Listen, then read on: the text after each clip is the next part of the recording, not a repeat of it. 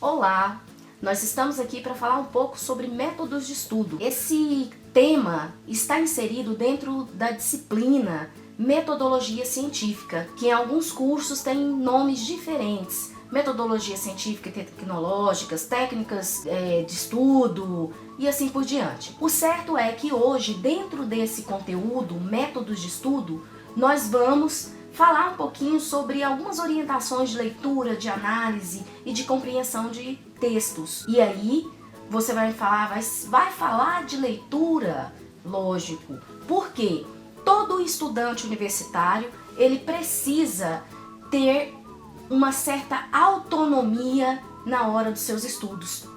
E a metodologia científica, ela vem não necessariamente somente para ditar normas, porque quando a gente fala em metodologia científica, o aluno automaticamente já pensa: nossa, vou estudar norma, vou estudar regra de fazer trabalho científico. Não, hoje nós estamos aqui para falar um pouco sobre leitura, porque a leitura é essencial para que todo indivíduo adquira conhecimento. E a metodologia científica, antes de mais nada, ela vai tratar do conhecimento e de vários tipos de conhecimento, em especial o conhecimento científico. Só que esse conhecimento eu adquiro especialmente por meio da leitura. E há algumas técnicas, alguns métodos que eu posso utilizar enquanto estudante para que a minha leitura seja mais proveitosa, para que essa leitura seja eficaz, para que essa leitura seja eficiente. E é justamente isso que vai tornar esse aluno um autônomo, que vai fazer com que este aluno consiga se sobressair em detrimento àqueles que não gostam muito de ler. Não é essa a verdade? A maioria dos estudantes, quando pensam em leitura, já fazem aquele gesto que não é legal. Mas o certo é que em todas as áreas nós precisamos adquirir o hábito da leitura. O bom profissional também é um bom leitor. E bom leitor essencialmente se faz através de livros, através de uma biblioteca selecionada, através das diversas leituras, para que ele se torne um leitor crítico, que compreenda não somente a sua área. Primeiramente, como eu, estudante, posso fazer para que essa leitura minha seja eficaz, para que ela seja eficiente? Quer dizer, quais são algumas coisas básicas, simples, que podem me auxiliar enquanto estudante? Coisas bem simples de você pegar um livro e ler o título desse livro. Isso é essencial.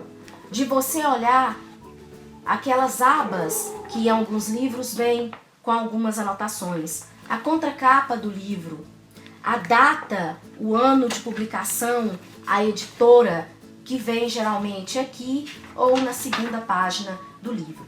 Isso aqui são informações essenciais para que você venha, em primeira mão, a saber quando que esse livro foi publicado, se esse livro ele é um livro que talvez esteja defasado, se esse livro talvez já encontre outras versões, não é? Se esse livro já foi reeditado, ou se eu tenho outras possibilidades de leituras mais novas sobre o assunto, sobre o autor, quem é esse autor, sobre o conteúdo, que conteúdo que aborda esse livro, o sumário.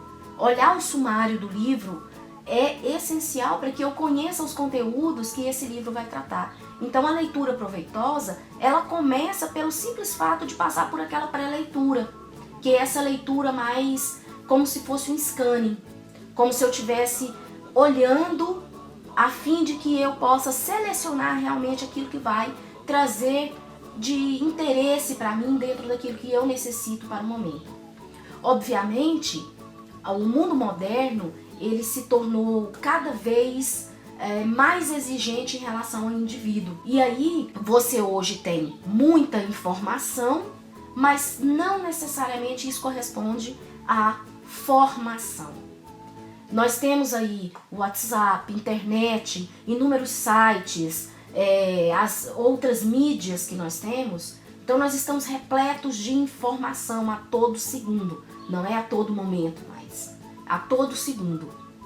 No entanto, o estudante universitário ele precisa saber filtrar aquilo que realmente vai trazer determinada eficácia para aquele momento, para aquilo que ele precisa. Porque informação eu tenho muita, mas aquilo que vai colaborar para a minha formação, aí sim, eu tenho que aprender a selecionar. E aí eu já vou para uma outra fase da leitura, que eu chamo de leitura seletiva. Quer dizer, para aquele momento, o que eu, enquanto estudante, preciso realmente? O que vai ser mais eficaz para mim? Professor fulano de tal passou um determinado trabalho.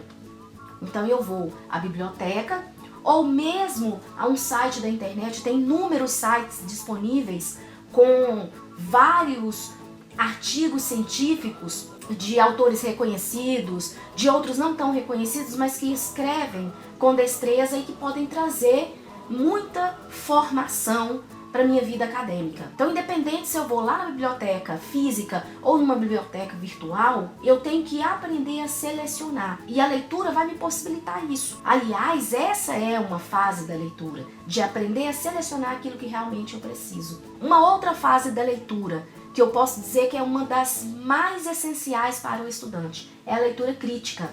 Quer dizer, aquele momento em que eu, estudante, já consigo trazer as informações do texto, trazer o conteúdo do texto, mas em cima disso que eu li, daquilo que eu compreendi, eu já trago o meu julgamento. Quer dizer, eu já passei quase que para um outro patamar.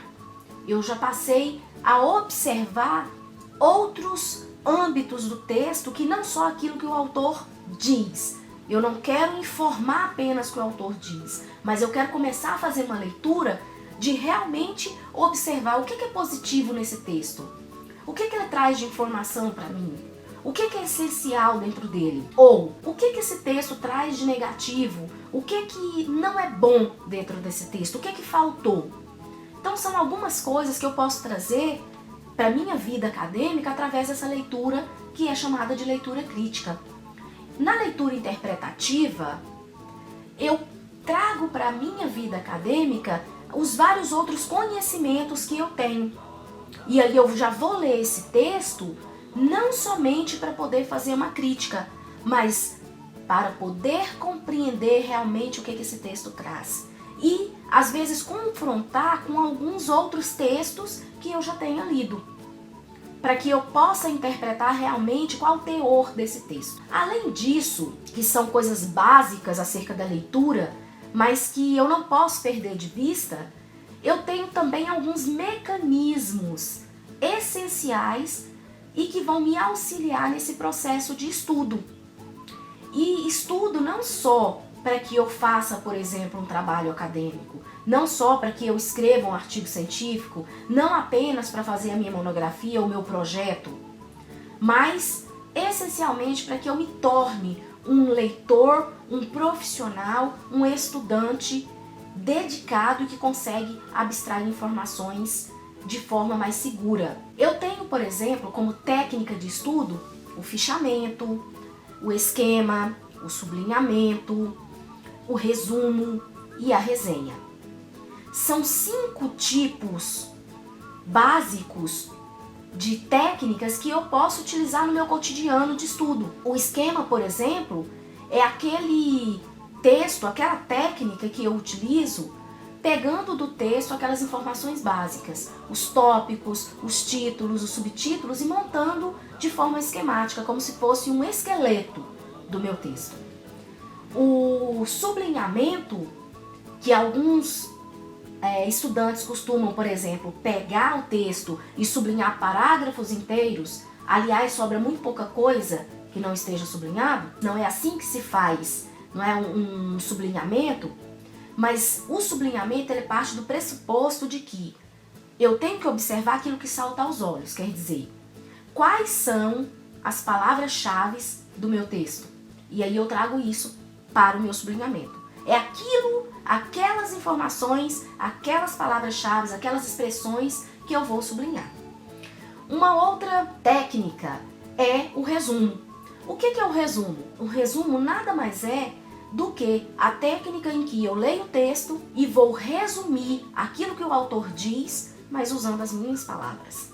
Eu não vou compilar nada do autor. Eu vou colocar com as minhas palavras. Também não vou, dependendo do resumo, fazer julgamento do texto, fazer criticidade. Porque o resumo, ele tem 3 tipos básicos: o resumo analítico, o resumo descritivo e o resumo crítico, que é a própria resenha.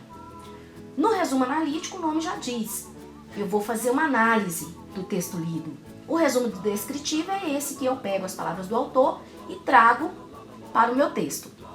O resumo analítico, ele se aproxima muito daquilo que nós chamamos de ensaio. O resumo descritivo, ele é apenas uma descrição daquilo que o autor trata. E o resumo crítico é a própria resenha. O nome já diz, o nome já informa. Então, se ele é crítico, eu vou ter que trazer para o meu resumo também a minha criticidade, o meu ponto de vista, o meu julgamento.